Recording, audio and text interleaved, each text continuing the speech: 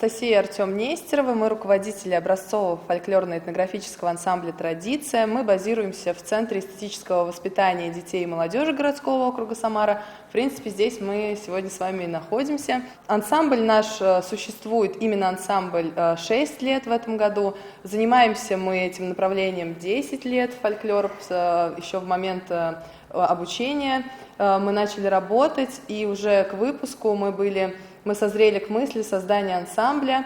На тот момент это был единственный ансамбль, который начал заниматься именно в детском фольклоре изучением самарской песенной традиции. Хотя за время учебы мы тоже учились на лучших образцах России, педагоги замечательные, которые делились тогда опытом, мы брали их репертуар, а дальше мы уже переходили на репертуар наш региональный. Ну и в дальнейшем это стало возможностью выезжать на различные фестивали, конкурсы и демонстрировать именно свой региональный материал. Изучаем мы не только песенный фольклор, мы занимаемся изучением традиционной хореографии, мы занимаемся изучением традиционной инструментальной музыки, дети у нас играют, танцуют, поют, стараемся ставить театр, и дети самостоятельно занимаются пошивом традиционных костюмов. Все костюмы на детях собственного пошива. Мое золотое правило, что лучше вывести ансамбль на один фестиваль хороший в год, чем целый год вести занятия. Это больше даст им, чем то, что ты им говоришь, они не понимают. Или вот в экспедицию, да, и на фестиваль. В экспедиции, потому что они это видят, но они не видят до будущего этому. А вот на фестивале, когда они видят таких же детей, особенно там московских, например, ребят, да, когда приезжаешь там на перепляс, они видят, что там люди-то как бы вообще в столице, там, тех, да, кто занимается. Ну да, и они вот видят фольклорников и что они не одни этим занимаются. Они потом начинают общаться, переписываются, то есть потом они узнают новости раньше нас друг у друга, то есть тут надо понимать, что детей нужно фольклорников, да. Их нужно постоянно, тем более городских, держать в этой среде и показывать им их подобных людей. То есть, постоянно вводить их в эту среду. И тогда у них не будет вопросов. Но мы рады, что мы имеем теперь возможность выезжать и выступать не только в нашей Самарской области, но выезжать и на всероссийские фестивали, именно на те, где ценится представление своего регионального материала. Собственно, поэтому и, в принципе, во всех положениях, конкурсах и во всех фестивалях это приветствуется. И, возможно, это тоже одна из составляющих, почему коллективы начинают переходить на региональный материал. Если мы говорим об обучении, да, и о том, что нам же хочется привлечь больше детей к себе в ансамбль, и, собственно, наша задача охватить как можно больше детей, чтобы с нами больше детей осталось, чтобы больше детей хотя бы имели возможность прикоснуться к традиционным формам фольклора. И мы, конечно, завлекаем детей в первую очередь. Чем мы завлекаем детей? Это, конечно, игры. Детям всем нравится играть. Каким бы направлением мы ни занимались, игровой момент на занятии, он очень важен. И, конечно, занятия по фольклору без игры, они вообще не представляются возможными, особенно с детьми дошкольного возраста, младшешкольного возраста, и даже средний школьный возраст готов играть. А вот уже к старшему школьному возрасту обычно дети понимают, что это как бы очень детский сад, все это неинтересно, но и тут народ так сложил мудро, что есть игры, которые соответствуют возрасту старшего школьного возраста. Это вечерочные игры, которые они могут поиграть, это танцы, которые они могут потанцевать.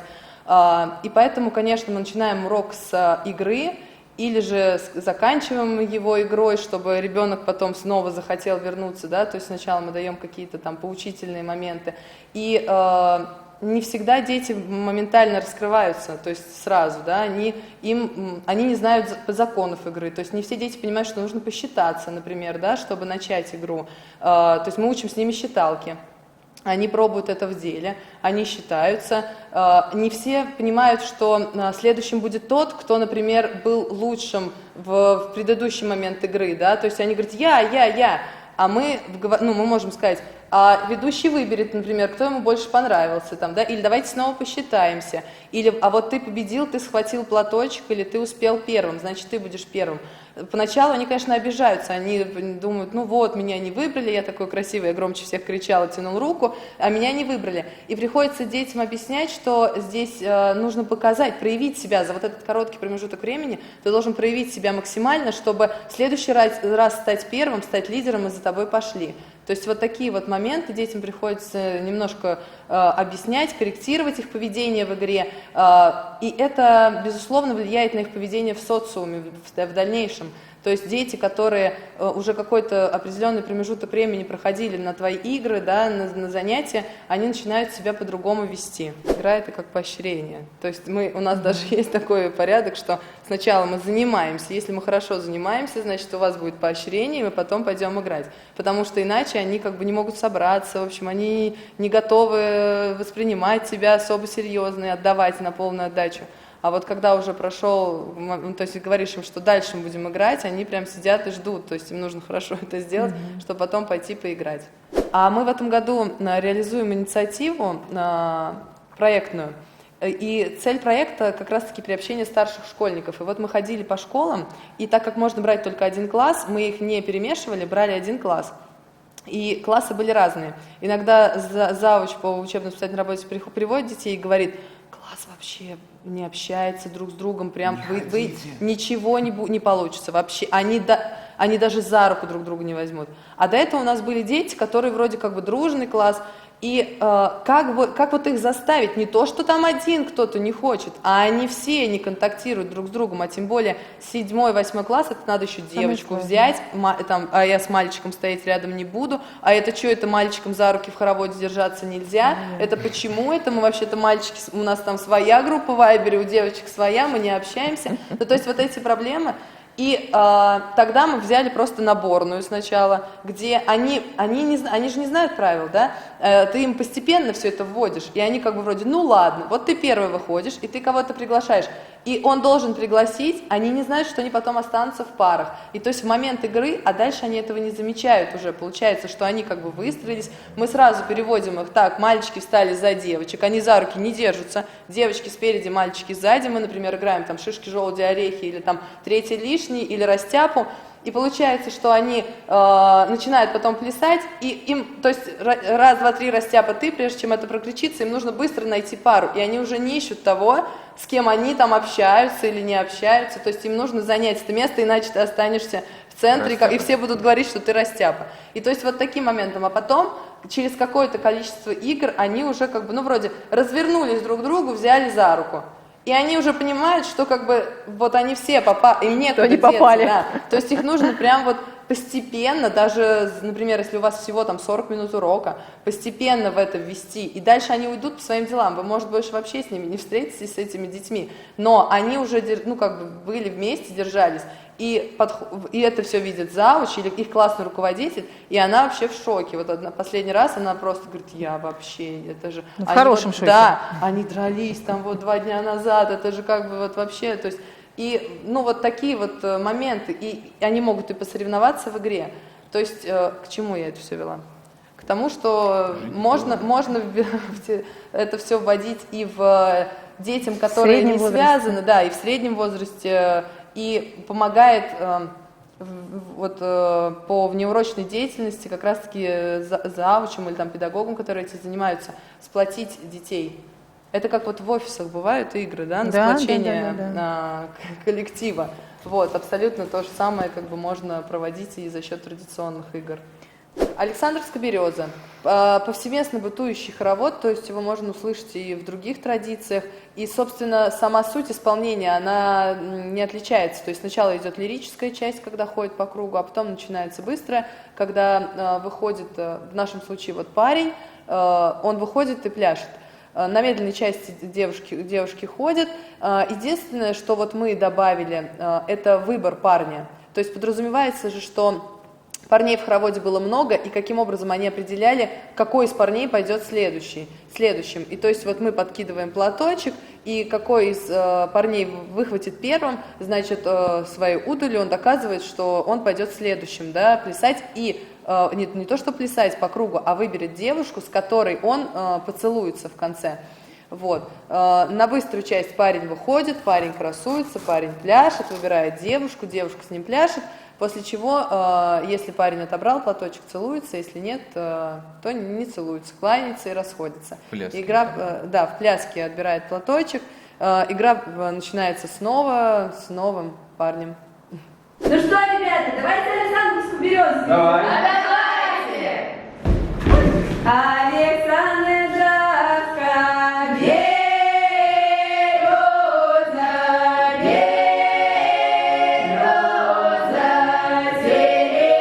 среди декаремля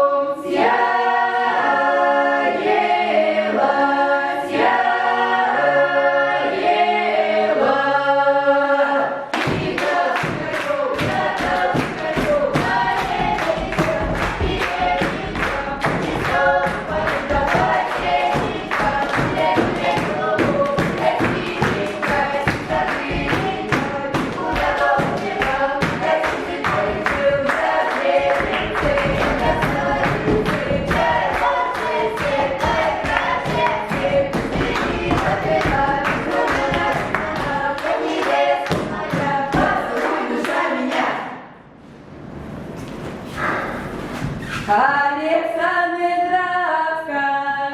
Там есть непонятные слова, может быть, с первого взгляда. Вот Александровская береза стояла, среди Кремля стояла, она листьями шумела, золотым венком сияла.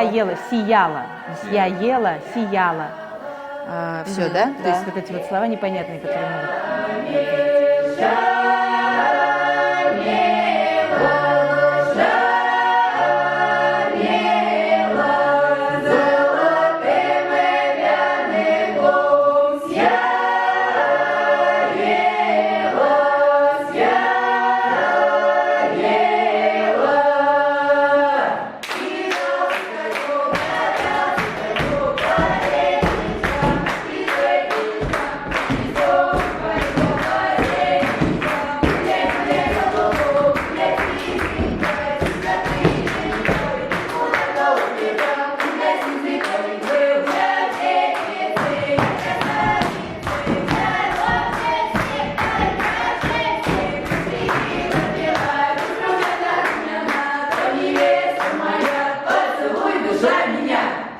Мне кажется, в принципе, сейчас особой проблемы не существует в плане поиска материала. Я понимаю, что начинающим, скорее всего, у них возникает вопрос, с чего начать.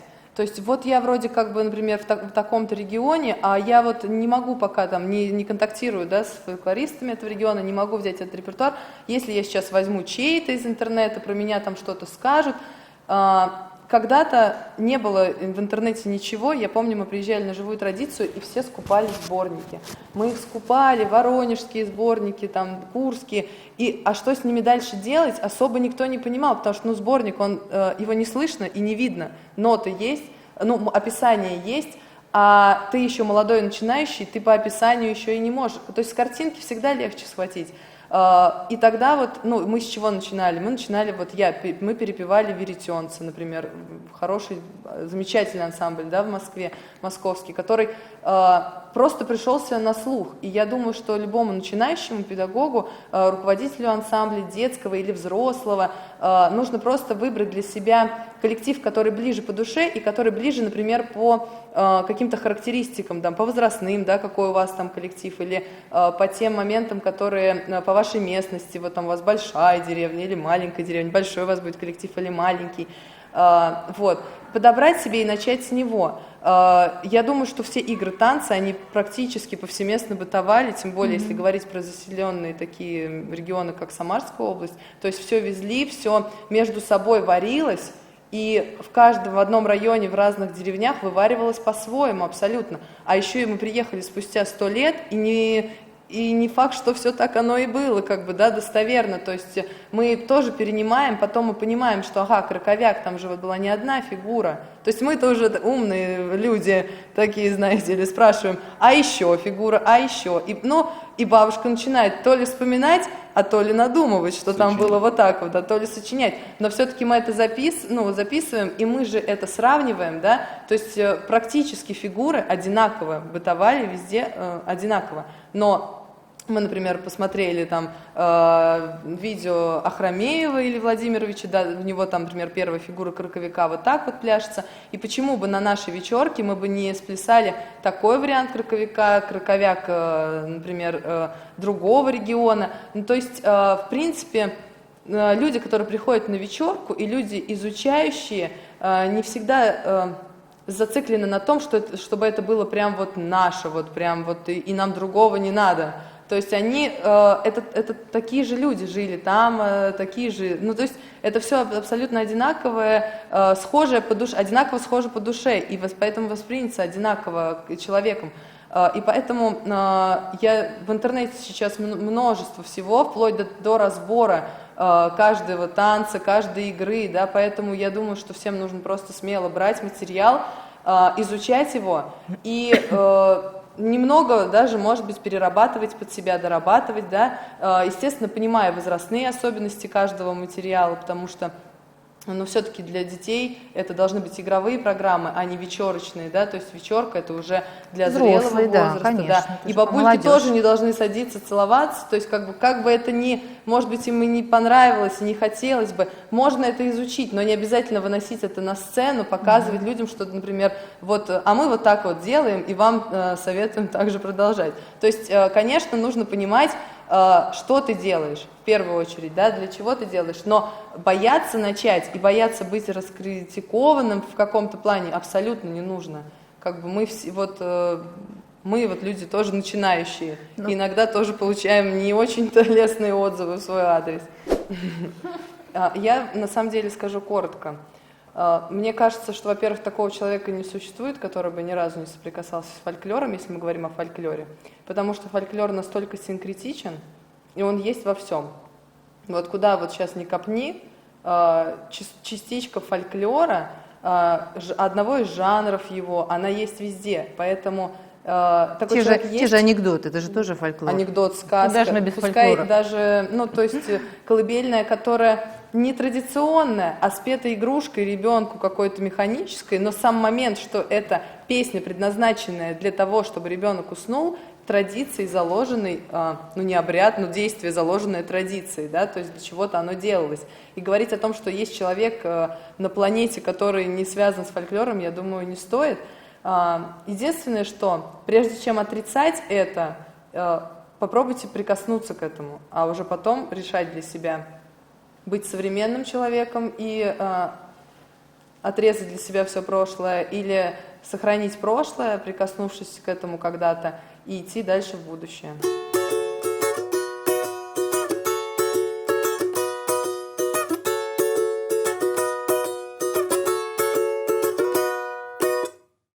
Артем, все наши фразы будут обрезаны в конце, потому что надо будет вырезать. Я подождал, сейчас вышел.